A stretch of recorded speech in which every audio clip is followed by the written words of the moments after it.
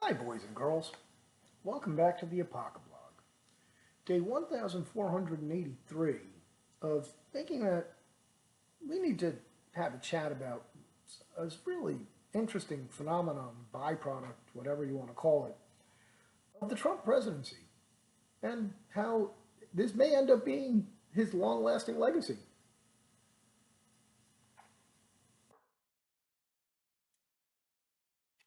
We're going to reference back to an article from the beginning of his presidency about how Trump has wrecked our sex life. Salon writer claims President Trump has had such a negative impact on people's mental health that he's even wrecked their sex lives. He went out and sat down with Dr. Susie, a sex therapist, to get into, how real this thing is. And so, in order to, going further, okay, so yeah, so he found the sex doctor that formally diagnosed this as post-Trump sex disorder. Trump has created feelings of fear, loathing, and nausea, she reportedly told the video. People just don't want to have sex. This would mainly be seen with women who are just appalled at how creepy Trump is. He takes what is often a positive male attribute of confidence and pushes it way over the line into a rape-like and rape-entitled kind of arrogance. That's Joe Biden. Most Americans of conscience and decent. By the way, the other difference between Trump and Biden, Trump likes adults. Just saying. Most Americans of conscience and decent people more generally are appalled by Donald Trump's personal and public behavior. Not so much. Yet there are others who are aroused by Donald Trump and see him as a symbol of sexual potency and power.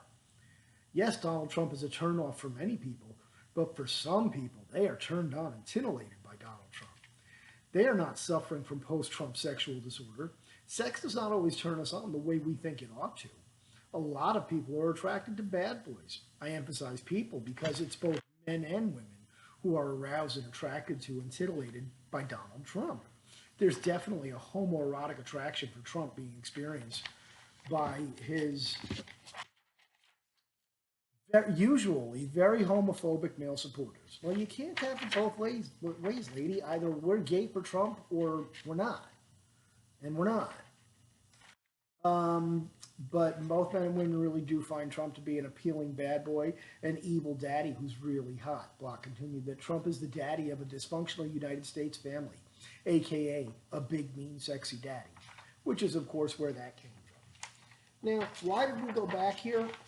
Because there's this really interesting phenomenon that has taken hold since the Trump presidency, and it started with those dumb bitches and their fucking pussy hats. So, and that moved on to Gwyneth Paltrow selling a candle that's literally through her company Goop. That's named "This Smells Like My Vagina" because according to her, burning that candle smells like her vagina. Insert joke here. Woman glued up her own vagina in her attempt to frame ex-boyfriend for crime. See, now that's just dumb. No guy is going to purposely close a vagina. Just not going to happen, ladies. But it's you go to these weird lengths. Women pushing for nudity ordinances so that they can go topless in parks. Yeah, okay.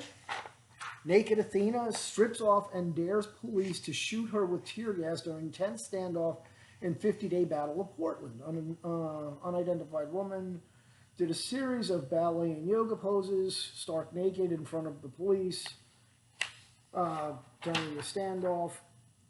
And there's a woman in Brazil who's so infuriated by their president that she's carved a 108-foot long concrete vagina into a fucking hill. And according to her, Diva, the name of her mountain vagina, was intended to question the relationship between nature and culture in our phallocentric and anthropocentric Western society, as well as provoke debate over the problematization of gender.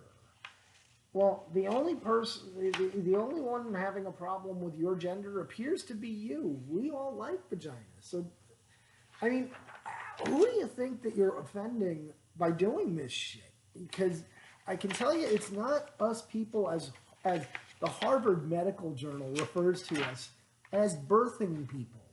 Well, birthing people are vagina fans. Go vagina. Rah, rah. I'm all in. See what I did there? And it goes to a point where even where women not just identify themselves as the only functional part of their existence as their vagina, but a lot of them are angry about it. In a Twitter argument with pro-Trump hip-hop artist commentator known as Anomaly, Patricia Arquette said that his desire to go grocery shopping without the muzzle of wearing a mask would be like her menstruating in plain view of everybody. I like to go without pants when I have my period and free flow without the muzzle. Which markets can I go buy food for my family that won't harass me? She sarcastically tweeted. When Anomaly pointed out that masks penalize healthy people, the boyhood actress added, I'm healthy and my period blood is too, so you can just pick your food next to my blood smears. Now, here's a woman that clearly doesn't like her vagina because she's weaponizing it. She's saying that this is so fucking disgusting that her natural reproductive process of her womb shedding its lining is so fucking disgusting and offensive that she's going to weaponize that against men. This is batshit crazy, people, and it really and again, it made how many women just vote for a fucking rapist? So I don't know. I hope we can bounce back from this and maybe get feminists to go back to just like not wearing bras and wanting a job, something that's not vagina centric. Maybe, I don't know.